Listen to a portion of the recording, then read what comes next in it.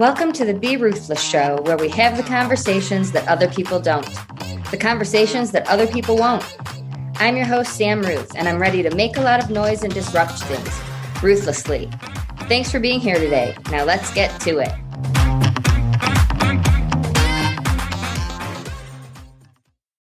Welcome back to the Be Ruthless Show. I'm your host, Sam Ruth, and today I want to talk about safety, in particular, safety in your home, especially if you live alone.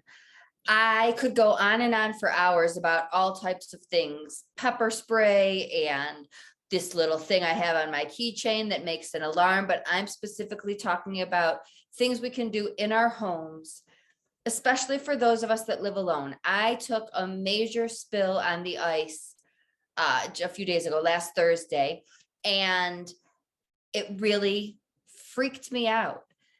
First of all, it's scary anytime we could hurt ourselves, right? So, first things first, I was in pain, I was shaken up, but then I truly got to thinking, what if something worse had happened? What if I couldn't have made it back inside? Would anyone have known? How long would it have taken anyone to know? Like, I'm not in the routine of going to an office where I see other people.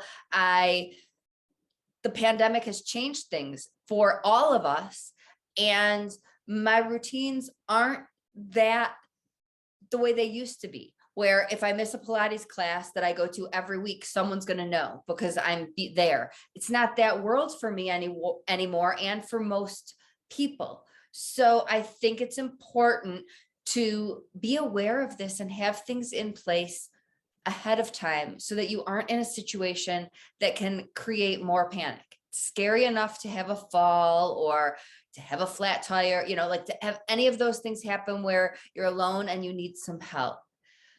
And if we at least have some things set up, we don't have to go into the panic mode of thinking, what do I do now? So the first thing, which I am the absolute worst at, including right now, as I look here in my surroundings, always have your phone with you.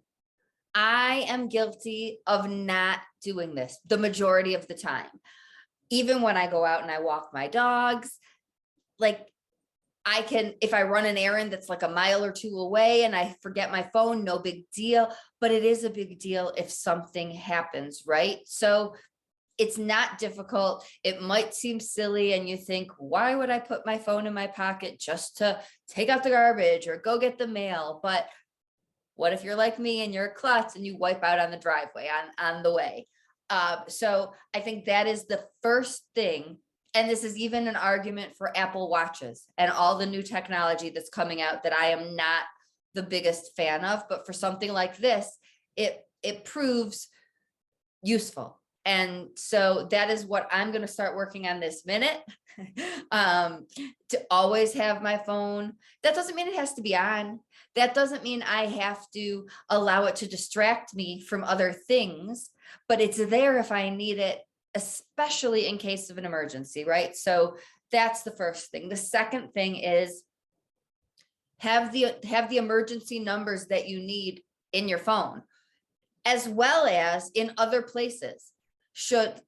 For me, the tape to my fridge is a great place, or, in my planner, but whatever works for you so that you don't have to look them up. I had my power go out a couple weeks ago, and all I could think about was getting candles lit, right? I wouldn't have wanted to also have to find the number of who to call in that situation. So have all of that, as much as you can think of.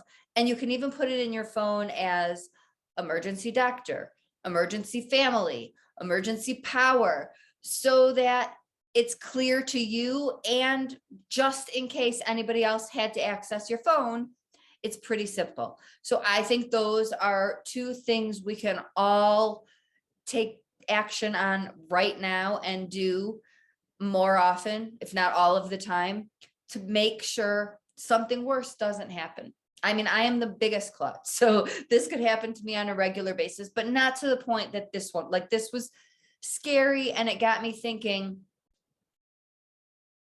I'm in the middle of nowhere. People know my Wi-Fi goes in and out, And it wouldn't be so unusual if someone called me and didn't hear back from me until the next day, that type of a thing. So these are precautions and things I can put into place just to prevent that from happening. And I hope I never need these things, but if I do, I don't have to think on my feet in that moment or on my butt in the ice.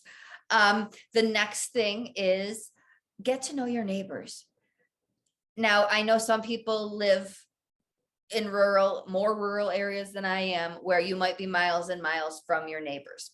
But if you have neighbors, whether it's in an apartment building or in your community, you don't have to become best friends. I'm not telling you to, go out and be social, but you can be there for each other in a casual way outside of saying hello and those types of things. My neighbors know I live alone. They're the first to check on me if we get a major snowstorm or something like that, to help me out with shoveling, things like that.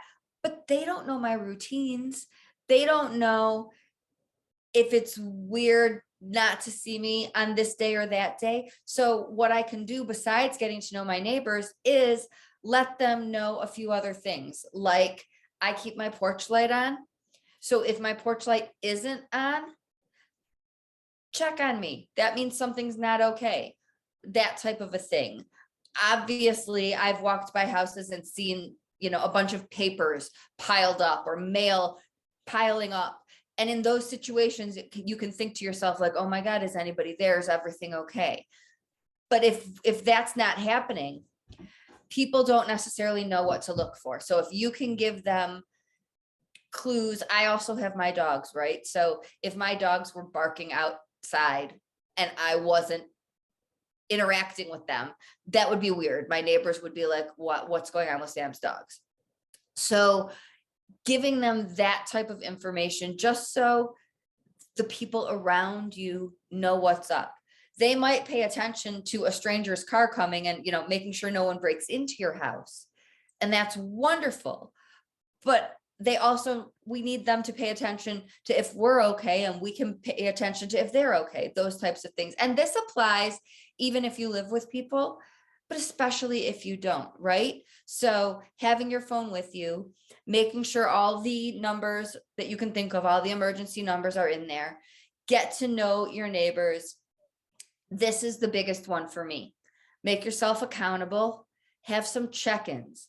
If you are not in the out and about living in the world during this pandemic and you're working from home or your routines are a little bit different, have a check-in. Monday is going to be Monday for mom.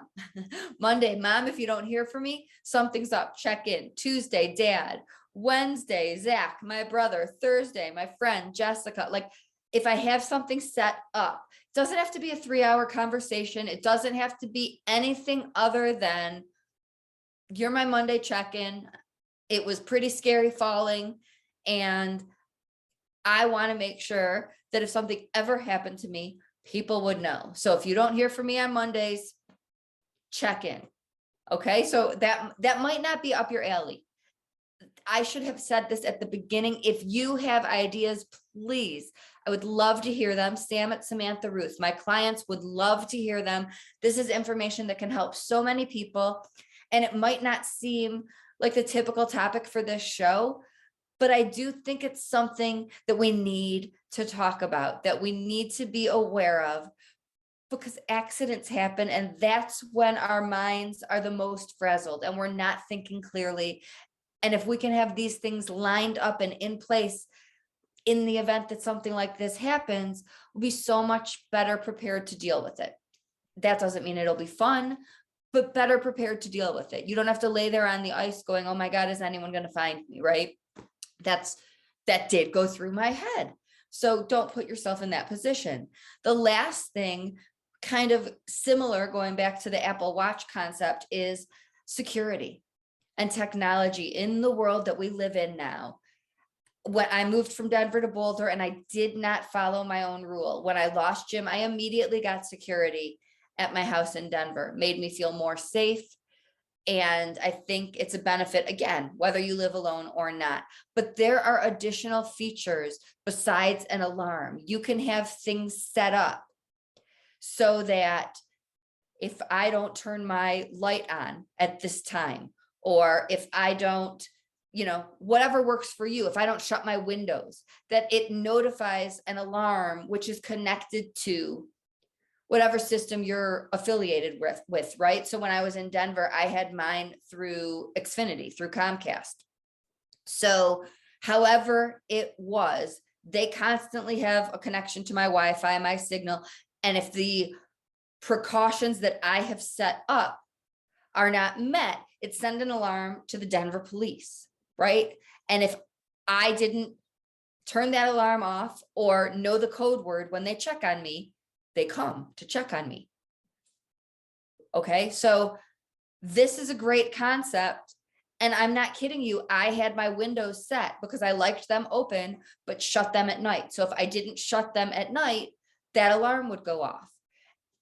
And you can take it even further. I am the last person to be giving any type of input on technology, but you can make them sensitive to motion. You can make them sensitive to timers, all sorts of things. You can have cameras in the house as well as outside of the house. So yes, we want to make sure no one breaks in, but we also want to make sure we're okay. And then you can share that, right? I checked on Harley, Sassy. I didn't have Dallas yet at that point. And Harley, if I don't talk about her enough, is who I had up until I got Sassy. When I lost her, Sassy rescued me. So I had cameras that if I was out, I could watch Sassy. So also set up to motion. So if she crossed them, I got an alert. So there are so many things that are beyond my understanding that we can set up. And you don't have to be, I am not a tech fan, you know this, but I am a fan of being safe. I am a fan of protecting myself. I am a fan of making sure I'm safe, my dogs are safe, the people I love around me are safe. And so even if this seems too advanced for you, there are user-friendly, easy ways to get it done. And I'm not the one to teach you, but I can help you find someone in your family or the list of companies to call. You don't have to go through it alone if that's overwhelming, but it is worth looking into because things nowadays, if your door doesn't shut, it can send an alarm. There are just so many things we can do to take care of ourselves. And it was scary. And I don't think this has anything to do with age or sex. A 20-something healthy man could have fallen on the ice just as easily as I could have. And if he didn't have his phone or anyone around to see, he could have been stranded there just as easily as I was. So this isn't about being a widow. This isn't about being elderly. This is truly about accidents happen all the time. And in this crazy world we're living in, where being at home is more common and working from home and having online meetings, make yourself a list like this and please add to it. Again, like I said, share your ideas. 2 heads are better than 1, 3 are better than 2. We can all help each other out. And I know I would love a list of 100 things. My clients would love that. Let's all brainstorm and work together to have safe homes and safe communities and do what we can to be there for ourselves and each other. And being there for ourselves starts with recognizing these things.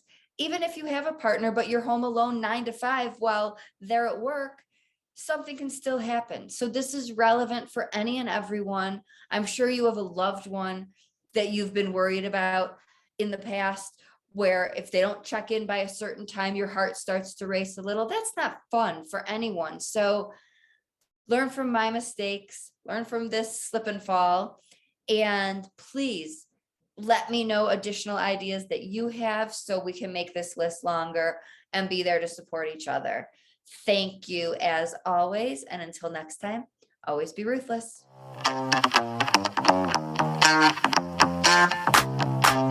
Thanks so much for listening today. Your support means everything to me, truly.